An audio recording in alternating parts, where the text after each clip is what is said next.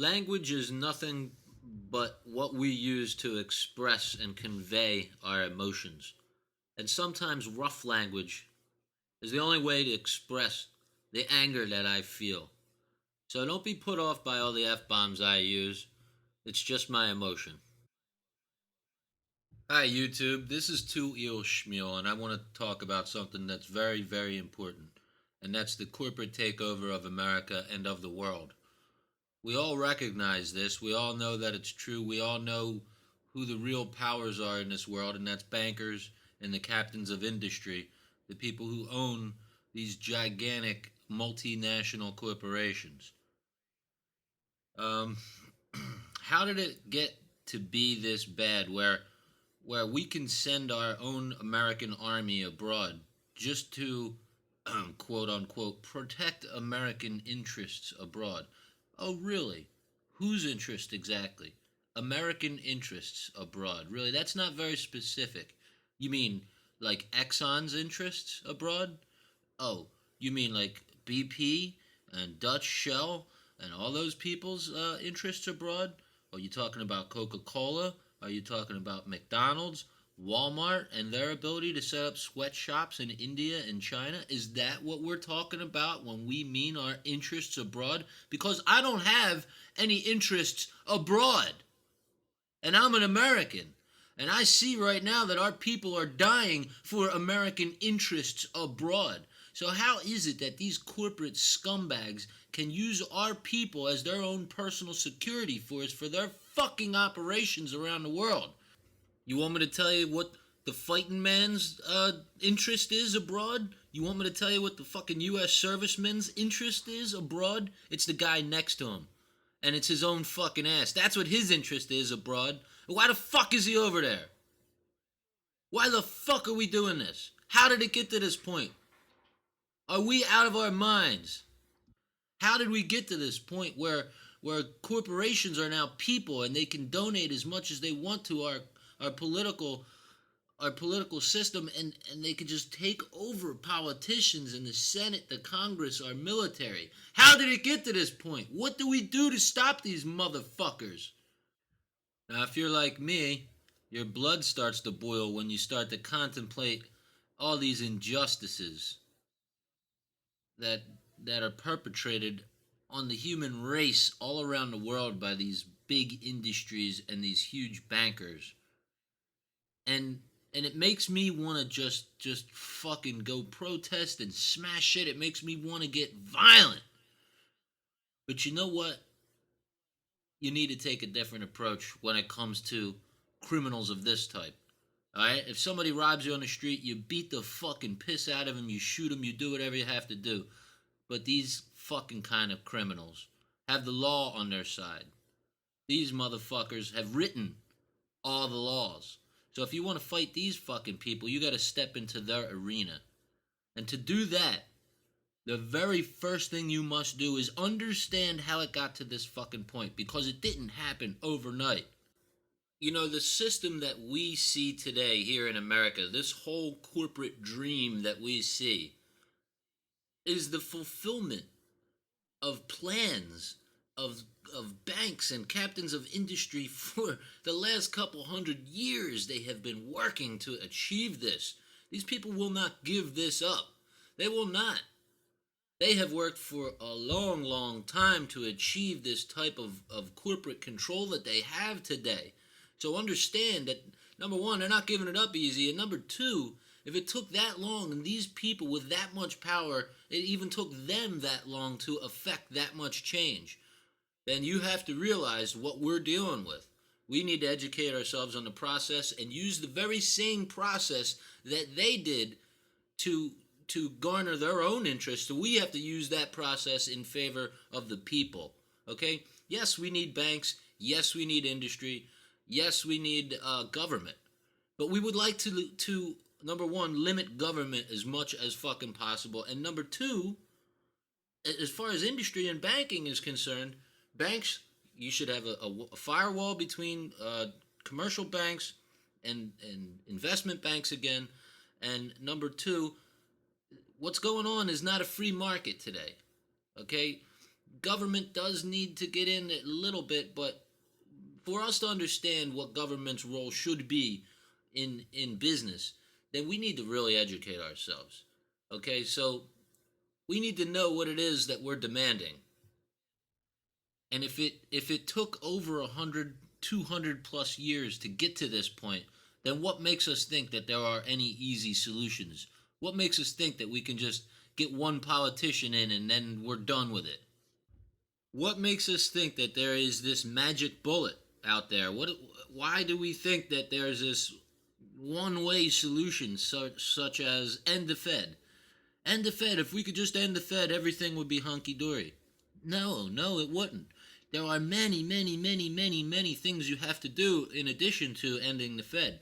But you wouldn't know that unless you've studied American economic history for the last couple hundred years.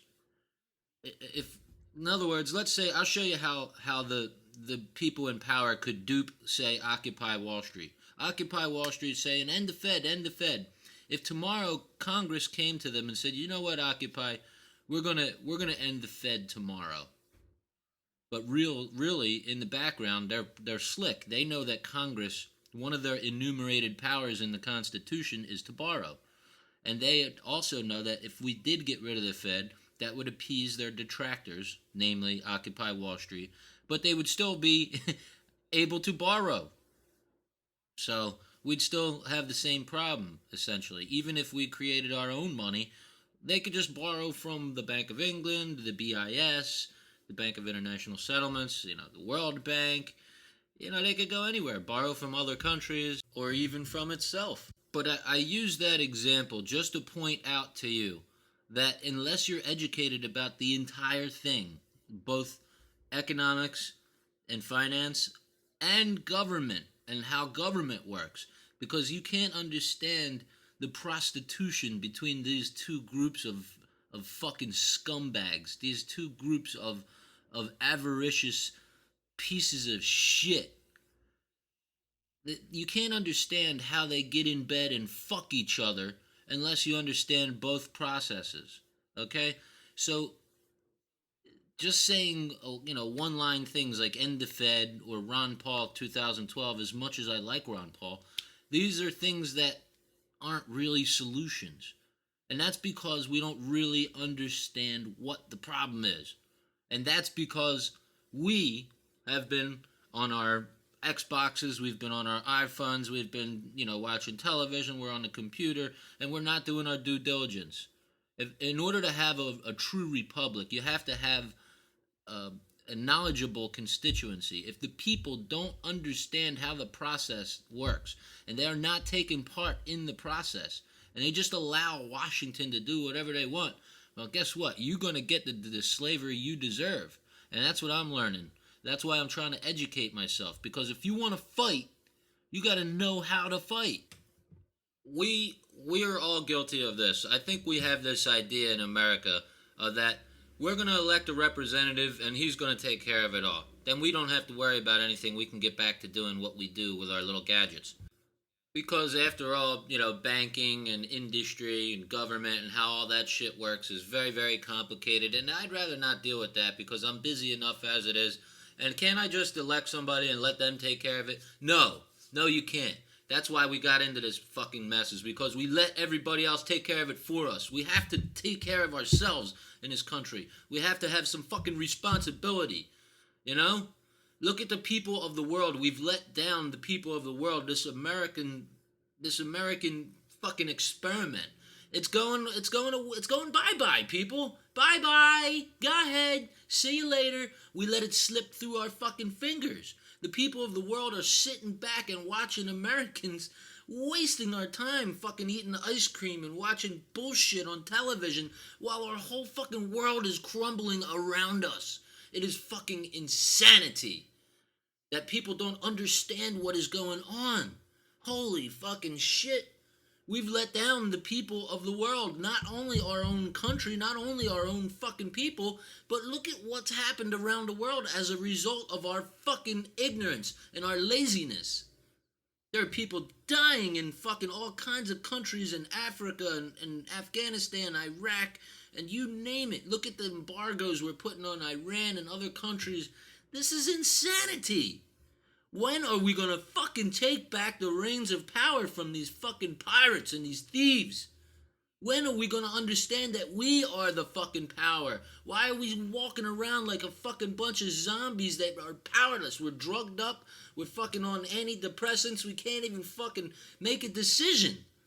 People are driving around, I drive around on the roads all the time, and people are driving around like they're in a fucking haze in this country. What has happened to us? When are we gonna take some fucking responsibility, people? We all complain about the process, but what do we do to change it? Nothing. Once every 4 years, we go push a button for fucking president. How many of us are into local politics? I'm guilty. I don't participate like I should because I don't know who they are. I don't know what the process is about. And that's why we gotta educate ourselves. We've fucking slept. We've let this fucking American dream slip through our fucking fingers. We've given it to thieves and murderers.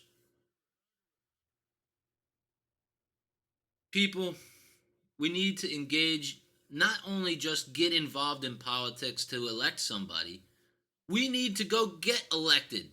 We need to take over offices. We need to change things. Literally, we can't keep just asking these people to change shit for us. They're not going to do it.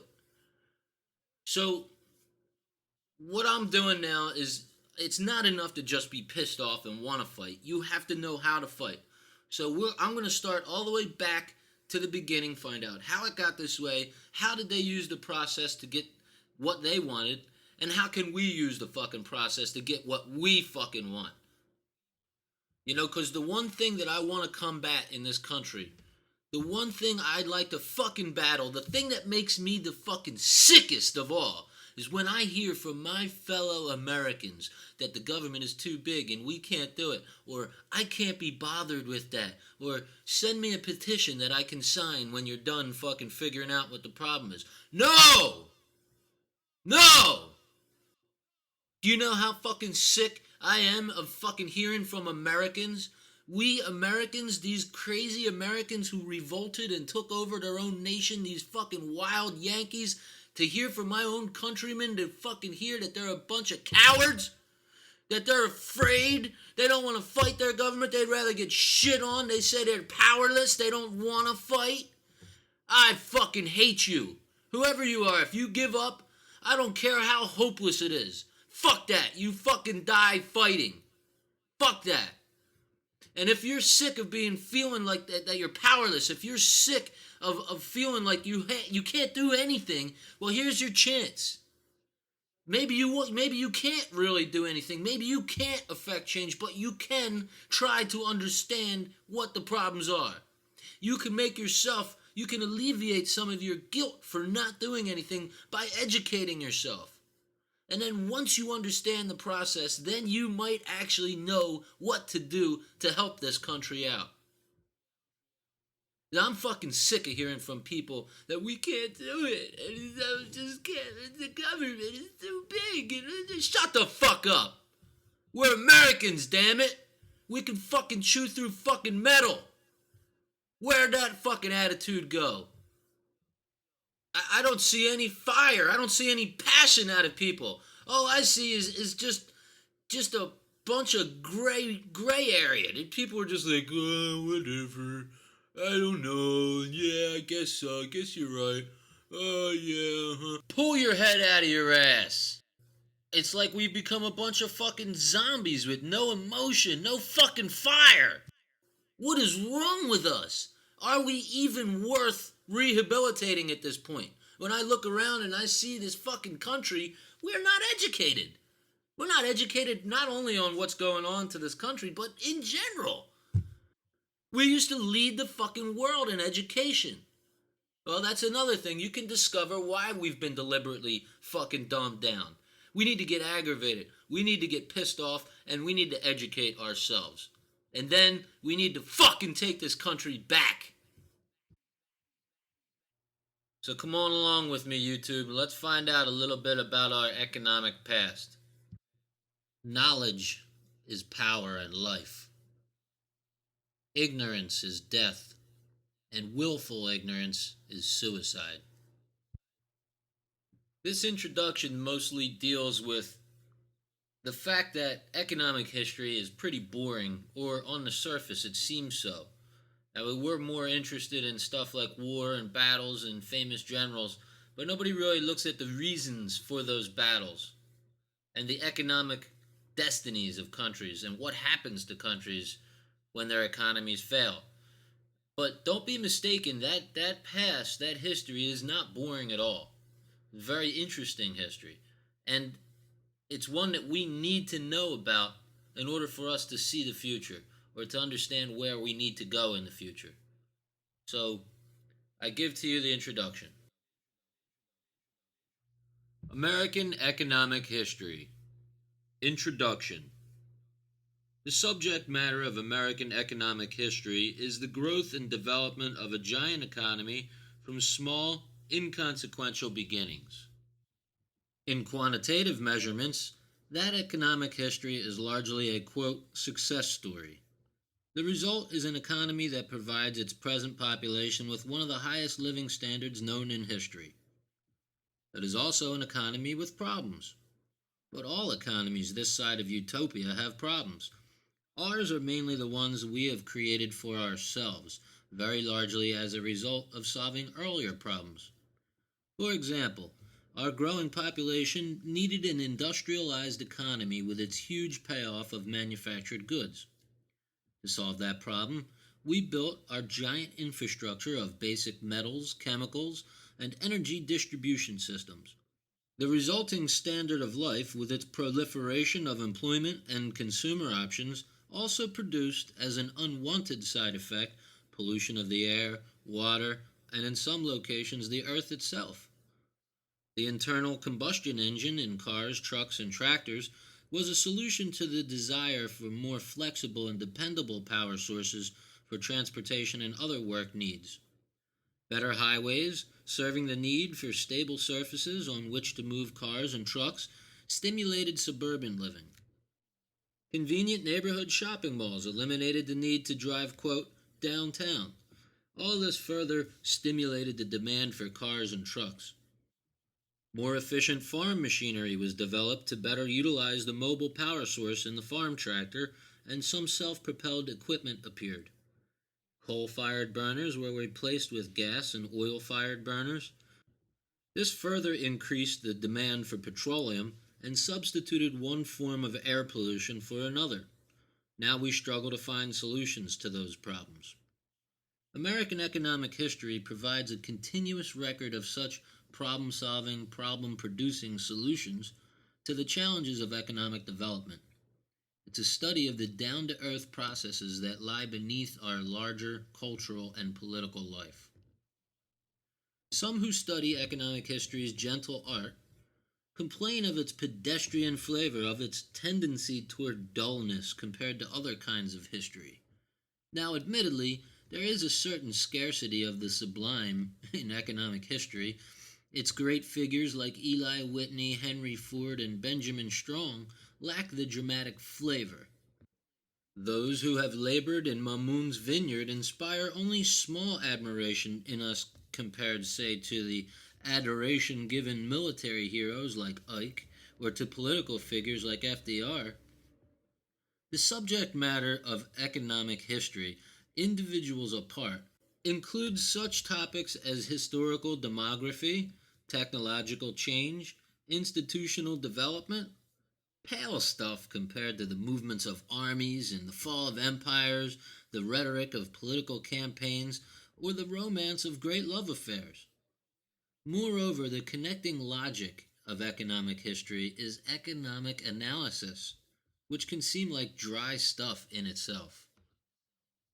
A tree standing alone upon a wind-swept ridge may inspire the poet to supreme flights of creative genius. To a biologist, though, that same tree invokes a more lowly muse. Yet the biologist's knowledge is perhaps more important than the poet's if what we desire is an understanding of forest ecology. So it is with economic history. Its everyday facts tell us why economies flourish, why they stagnate, why they die. So, if a flourishing economy is the object of public policy, that economy's history is of vital importance. Where it will go depends a great deal upon what road has been taken in the past. The existing economy, after all, is an artifact. It is the debris of the past. The distribution of incomes, location of industry, dispersion of cities, networks of transport and communications, age structure and ethnic composition of its population, balance of private and collective economic interest, all these things and more, as they stand in our time, are the consequences of decisions made in the past. The vast majority of those decisions were made by people who are now long dead. If we want to preserve our present, or even to change the course of our future economic affairs intelligently, it is best that we understand why the present relationships came into existence. These relationships are the survivors of history's gristmill. They were not easily achieved and probably should not be altered without a thorough understanding of why they exist in their present forms. Such knowledge is the meat of economic history, and its importance can be scarcely overvalued. We have an economic past, and a long one. Oddly enough, though, Americans tend to think of their country as somehow young. Partly this conception is due to a fundamental reality, and that reality is incessant economic and social change. During our entire history, we have been a nation of dramatic change. Population increase alone has been so powerful a force that every 50 years we have produced fundamental alterations in the way we live. In 2000, we had 281 million people. In 1930, 123 million. In 1880, 50 million. In 2000, we worried about the ecology and whether the energy crisis of recent memory would return. In 1930, such problems were only on the horizon. In 1880, they were unimaginable. From 1776 to our bicentenary in 1976, our population increased by an astounding factor of 85, while Europe's population grew only by a factor of 4. We also have undergone an industrial revolution and become a predominantly urban people. Now, only about 3% of our labor force works on farms. That number was as high as 25% in 1920. Today, almost three-fourths of our labor force is engaged in services and professions. We no longer need their labor in the making of either food or goods. As a nation, we are lovers of gadgets, so we continually make and buy new things. We move about within the country as much as we ever did during the pioneering epoch, and we have no coherent class structure that can be passed from generation to generation. Instead, we're a society of socially mobile people, both upward and downward. Such constant change motivates us to emphasize how new everything seems to be. Yet, American economic history actually is the study of a primarily European society, continuous on this continent for almost 400 years in the English-speaking part. Jamestown, Virginia was settled in 1607, at least as long among French speakers. Quebec City was founded in 1608, and longer still among those who are descended from the Spanish. St. Augustine, Florida was founded in 1565, and Santa Fe, New Mexico has continuously been occupied since 1610. Nor should it be forgotten that there is an even older North American history that can be accessed through archaeology. And none of it can be understood without investigating how the continent forced all peoples who arrived here to adjust to its requirements. The Federal Constitution of the United States, 1789, is the oldest document of its kind in continuous use by any major nation, and much of our law, descending directly from its English ancestors, still bears the recognizable stamp of the Magna Carta, 1215 Anno Domini. So we are in a paradox as a nation, as a living society, old in origin, long lived in continuous institutions, yet continually renewed in structure and spirit. The study of this complex society's economic evolution will necessarily be a taxing one, and we shall come across remote and archaic origins of vital contemporary realities in our study, strange words and ideas transformed into the rules of daily life in the early 21st century. To really understand our modern American economy, we need to study almost 4 centuries of continuous social evolution. Every economy has a history, of course, and to some extent the knowledge gained in studying any single economy's development is helpful in understanding the history of other economies. Therefore, the study of economic history is of general use, like the study of basic economic theory. But even economic theory has its limits. Supply and demand may not explain price determination in a planned economy. The theory of the firm in competition will not explain pricing and output decisions in a regulated industry. Similarly, there are characteristics unique to each society that must be learned by way of background information before we can understand why that society's economy grows at rates and in structural forms different from others. When one considers the radically different economies of the United States and Mexico, side by side in North America, the need for such background information is painfully obvious. The same is true even of cross sections in American history itself. Land settlement in 17th century New England and Virginia and land settlement in 19th century Iowa were so different in character that we will need to seek out knowledge of legal history as well as of changes in population and technology. Similarly, the labor force participation rates of white females are now so different from those that prevailed even 50 years ago that deep seated economic and social changes must be considered. The role played by government in the modern economy is so much greater than it was before the Great Depression that we must ask penetrating questions about political change. Even, quote, high culture must fall into focus if we are to comprehend fully the great increase during this century in formal education among the American population. Other topics, for example, geology, geography, climatology, agronomy, plant and animal genetics, fundamental changes in science and technology must also be considered. Over the long history of the American economy, the labor contract has changed radically. The form of business organization has been fundamentally altered, and even the relationship between the individual and the state has changed incredibly despite the continuous use of the same Constitution as the basic law of the land.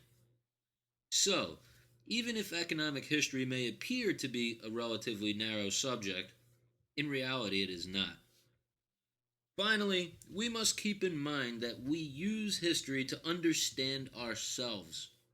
Since, in the broadest sense, we are the product of our past, we should reasonably expect the study of that past to lead to the present, as it is, and not as someone might wish it to be. This point is very important.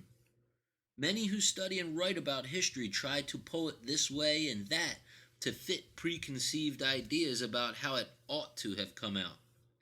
For example, leftist writers have hoped again and again in our history, in the late 19th century, in the 1930s, during the upheavals of the Vietnam War, that our response to the problems of the late 20th century American capitalism would lead to socialism. It did not happen.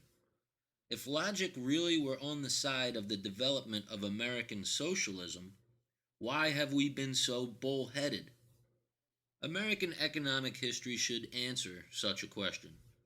Similarly, the developing mixed economy, or quote, welfare state, of the last 6 decades has dismayed free market theorists who believe that the expanding role of government is both wasteful and illogical. So, why have Americans persisted in their construction of an economy that runs so against the principles of free enterprise? We hope to answer such questions. If the mixed economy was supposed to solve our problems, why do we still have them? Why, after more than 7 decades of progressive taxation and redistribution of income, are wealth and income so unevenly distributed? Why, after 4 decades of electing fearless inflation fighters to the White House, do we still have as much, if not more, inflation than when we first started electing such people? Our study should provide some answers to those questions, too. All such problems are history's consequences, and it is in the study of history that we will understand these problems. There is no other way. We begin our journey in the distant past, when the first group of people, complete with their laws and institutions, were transplanted from England. In 1682, William Penn, the founder of Pennsylvania, wrote about government, something that could be said of all societies.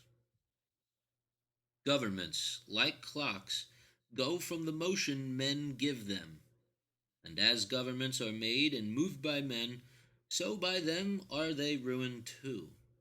Wherefore governments rather depend upon men than men upon governments. Let men be good, and the government cannot be bad. If it be ill, they will cure it. But if men be bad, let the government be ever so good, they will endeavor to warp and spoil it to their turn.